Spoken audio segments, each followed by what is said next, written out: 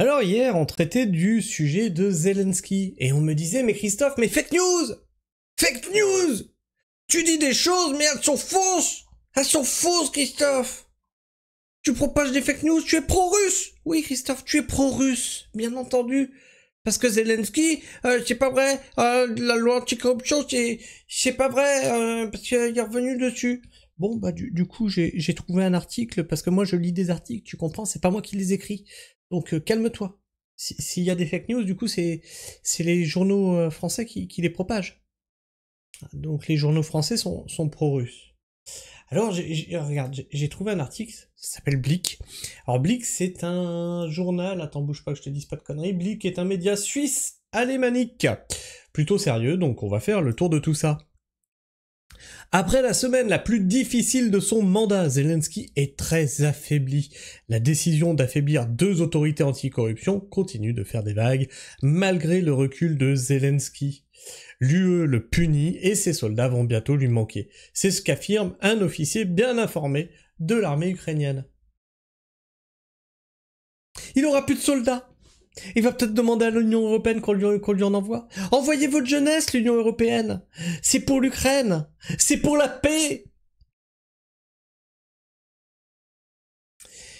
Alors, l'article date du 28, donc d'hier par rapport au moment où je filme. Les Russes veulent se débarrasser de lui. Et Donald Trump... Attends, je vais augmenter. Toc. Les Russes veulent se débarrasser de lui et Donald Trump a du mal à gérer. Désormais, même en Ukraine, la résistance s'organise contre l'orientation du président Volodymyr Zelensky. Son action brutale contre les autorités anticorruption du pays a entraîné des manifestations de masse à Kiev, et vendredi, une mesure choc de l'Union européenne qui rend la tâche de Zelensky extrêmement difficile, surtout que les calculs des officiers de son armée ont été révélés pour la première fois. Si Zelensky ne sort pas de son chapeau de nouveaux soldats en masse, il n'y aura bientôt plus personne du côté ukrainien du front. Zelensky est revenu sur sa décision erronée de placer l'agence anticorruption NABU et le parquet anticorruption SAP sous l'autorité d'un procureur général qu'il avait nommé. Normal, puisque l'Union Européenne lui a dit « Tu continues comme ça, on t'envoie plus rien ». Oh non, s'il vous plaît. Suite aux protestations massives au sein de son pays, un nouveau projet de loi sur lequel le Parlement se prononcera jeudi devrait rendre les 2 autorités à nouveau indépendantes. L'UE réduit l'aide financière de Zelensky pour cause d'objectifs manqués. Les protestations contre la décision de Zelensky n'ont toutefois pas cessé. On craint toujours que les subordonnés de Zelensky ne mettent fin à certaines procédures de corruption. Par exemple, la procédure de corruption contre son ami ancien vice-premier ministre Oleksiy Tchernikov d'ici le vote de jeudi. Les divisions que Zelensky a provoquées dans le pays ne sont pas seulement pénibles pour le président lui-même, mais dangereuses pour la nation entière. Mais si les gens manifestent, mon bon monsieur, c'est la faute aux Russes. Bien sûr, c'est les Russes, ils ont pris notre population, ils l'ont remplacée par des pro-russes, et ils manifestent contre Zelensky. Oui, bah ça peut être que ça, moi je vois que ça. Bah bien sûr, enfin. D'ailleurs, j'ai mal à ma tête, ça doit être la faute aux Russes. Puis j'ai un ongle à carner, ça doit être la faute aux Russes. Et ce matin, je chiais mou. C'est la faute aux Russes, hein. La Russie ne peut pas nous vaincre militairement. Ah bon. Ok, ils sont où tes soldats?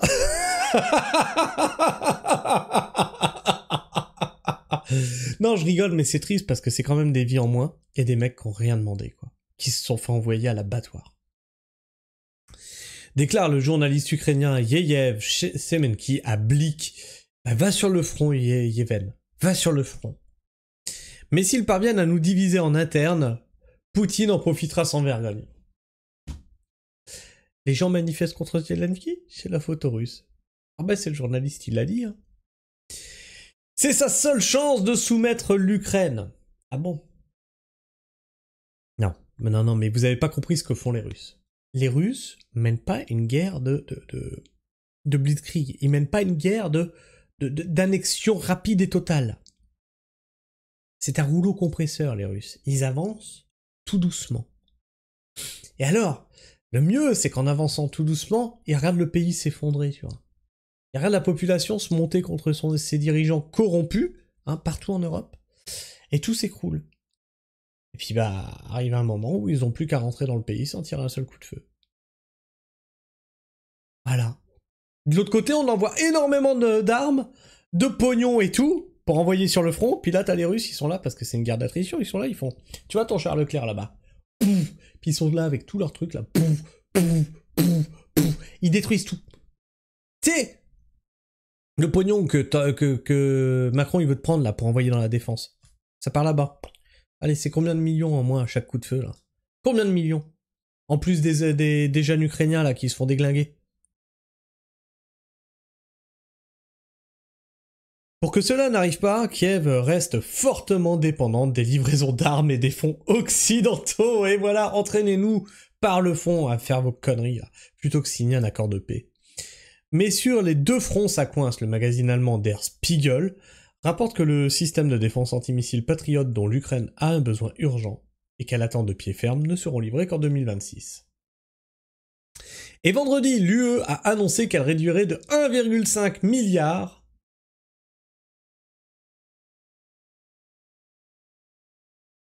donc on va passer de 4,5 à 3 milliards d'euros la prochaine aide financière. Donc c'est 3 milliards d'euros qu'on envoie tous les combien de temps en Ukraine? 3 milliards. Pendant ce temps-là, toi, tu dois faire une croix sur 2 jours fériés, plus le jour férié de 2003, hein, qu'on t'avait déjà niqué, plus tu dois échanger ta 5e semaine de congé payé contre de l'argent, plus tu n'as plus tes médicaments remboursés, plus tes arrêts maladie qui ne seront pas remboursés sur 7 jours, plus ta retraite dans le cul, plus ton chômage dans le cul, plus ton RSA dans le cul. Bah oui, mais faut faire un effort pour envoyer 3 milliards à l'Ukraine. On n'a pas les moyens d'envoyer 3 milliards à l'Ukraine. Point barre. Et ça, on envoie ça tous les combien de temps, ça? Tous les mois? Tous les 2 mois? Tous les 3 mois? La prochaine aide financière destinée à soutenir l'État ukrainien car les objectifs de réforme convenus n'ont pas été atteints, entre autres parce que l'Ukraine n'a pas réussi à mettre en place son tribunal anticorruption. La situation devient également de plus en plus difficile sur le front. D'une part, selon des informations des services secrets sud-coréens, Pyongyang devrait mettre à disposition dès le mois d'août jusqu'à 30 000 nouveaux soldats pour soutenir les troupes de Vladimir Poutine. Donc d'un côté, ils perdent leur jeunesse, et de l'autre côté, ils ont des renforts et des renforts et des renforts. C'est foutu, c'est fini, faut l'admettre là. D'autre part, l'armée ukrainienne elle-même risque de manquer de personnel malgré les mesures prises récemment comme l'abaissement de l'âge de la conscription ou l'amnistie pour les détenus qui se portent volontaires pour les services militaires. C'est une catastrophe. C'est-à-dire que là, on vous dit « Non mais c'est bon, on va encore avoir des hommes parce que regarde, on va prendre des adolescents. Ouais, à partir de 12 ans, tu peux t'engager, il n'y a pas de problème. » Et de l'autre côté, on te dit dans les prisons « Ah, tu veux sortir de prison? Pas de problème, tu t'engages. » Ah ouais, ça... Ah mais je pense que ça va bien se passer, ouais. Des taulards, des meurtriers, des violeurs, avec des gosses sur le front. Ça va super bien se passer. Je sens que ça va être magnifique. Calcul horrifique d'un officier ukrainien. C'est ce qu'affirme Igor Lutsenko, ancien parlementaire, conseiller politique et officier dans une unité ukrainienne. Son calcul est le suivant. L'armée ukrainienne veut recruter 30 000 nouveaux soldats par mois, ce qu'elle ne parvient actuellement pas à faire. Jusqu'à 8 000 soldats meurent chaque mois et autant sont blessés. Ils ont sacrifié la jeunesse de leur pays. Pour un délire mégalo. Signe ce foutu accord de paix et arrête de sacrifier tes jeunes. À cela s'ajoutent les déserteurs et les prisonniers de guerre dont le chiffre reste incertain. Dans son post Facebook, Igor Lutsenko part donc du principe que l'armée ukrainienne perd jusqu'à 15 000 hommes par mois.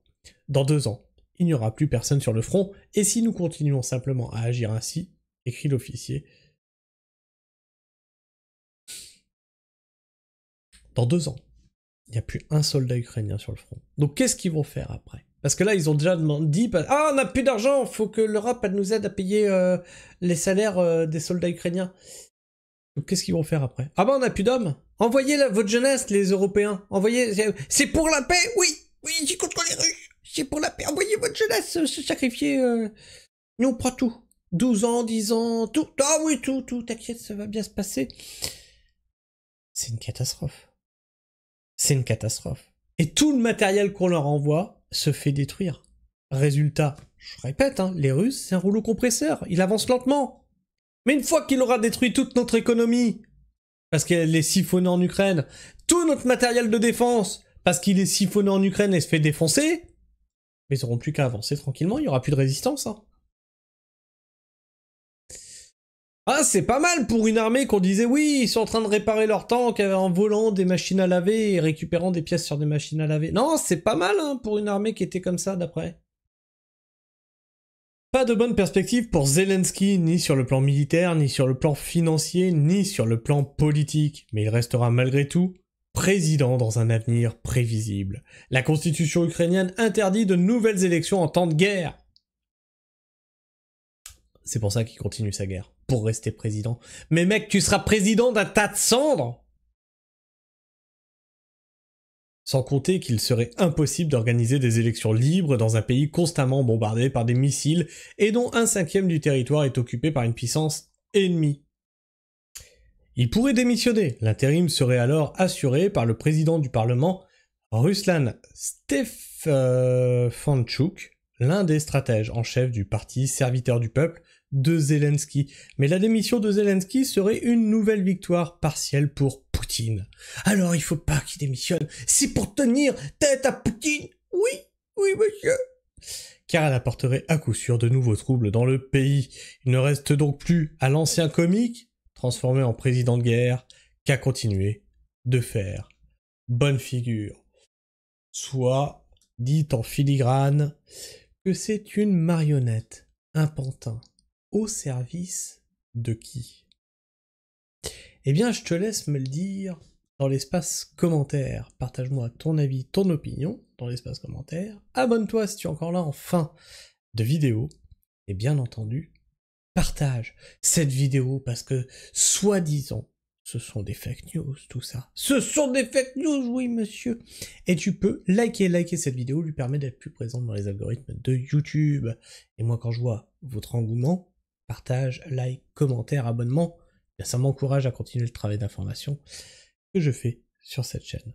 Sur ce, moi, je vous fais la bise. Prenez soin du sol. Et restez pragmatiques. Ciao.